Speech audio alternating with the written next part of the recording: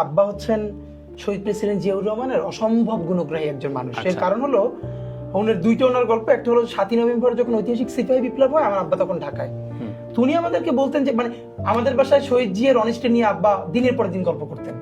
তো শহীদ প্রেসিডেন্ট জিয়াউর রহমানের যে 7ই নভেম্বর যে ঐতিহাসিক সিপাহী বিপ্লব যেটা আমরা বলি,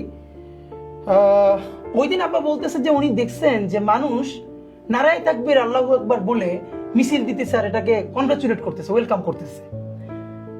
আমার উপজেলায় শহীদ প্রেসিডেন্ট জিয়াউর রহমান খালকাটা কর্মসূচিতে গেছিলেন এবং আলেমদের তরফ থেকে আব্বা তার সাথে মিট করার সুযোগ পেয়েছিল। এবং ওই যে তার ইম্প্যাক্ট, তার সাথে চলা, এত সিম্পল লাইফ। এবং আমি আপনাকে বলি, এটা আব্বা আমাকে বলছে অনেক পরে, আমি এইটা আবার অনুরণন পাইছি। মানে আব্বা যখন বলে তখন তো আমরা ছোট। সর্বশেষ এটা আমার দেশ পত্রিকায় সম্ভবত 2011 সালে জিয়াউর রহমানের পেশ সচিব ছিলেন, ভদ্রলোকের নামটা এই মুহূর্তে বলি, উনি এখন আমেরিকায়। শহীদ প্রেসিডেন্ট জিয়াউর রহমান মারা যাওয়ার পরে উনি আবার ভয়েস অফ আমেরিকায় যোগ দিছে। হ্যাঁ, আর যোগ দিছে।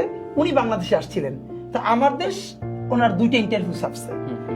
উনি একসময় চলচ্চিত্র নায়কও ছিলেন, আর জিয়াউর রহমান ওনাকে ডাইকে আবার ওনার প্রেস সচিব বানাইছিলেন। তো উনি দীর্ঘ একটা কলাম লিখছিলেন জিয়াউর রহমানের স্মৃতি নিয়ে, ইন্টারভিউ নিয়ে।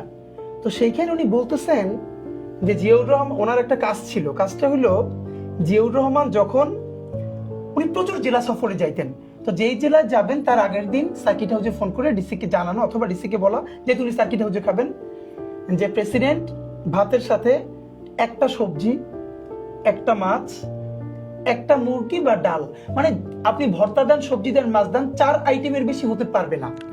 এর বেশি যদি হয় তাহলে প্রেসিডেন্ট খাবেন না। ওনার দায়িত্ব ছিল সেই প্রত্যেকটা ডিসি অফিসে ফোন করে এটা জানানো। এবং একবার আপনার ঈশ্বরদীর যে বড় আছে কল, সেটা লস প্রজেক্ট দেখতে জিয়াউর রহমান ওখানে গেলেন, গিয়ে দেখলেন লাঞ্চের আয়োজন অনেক হয়েছে। তো উনি ওইটার এমডি কে ডেকে বললেন যে এই টাকা কার? অফিসের টাকা। বলে আমি এখানে লস প্রজেক্ট দেখতে আসছি আর এইগুলো করছে। উনি না খেয়ে ঢাকায় ব্যাক করে লাঞ্চ করছেন। তো ওনার ওই গল্পটা আমার মনে পড়ছে। তখন রাতের 2:30-3টা বাজে, ঘুমাই নাই। আমি অনার্স ফার্স্ট ইয়ারের একটা ছেলে। তখন আব্বা যে ছোটবেলা আমাদেরকে বলতো জিয়াউর রহমানের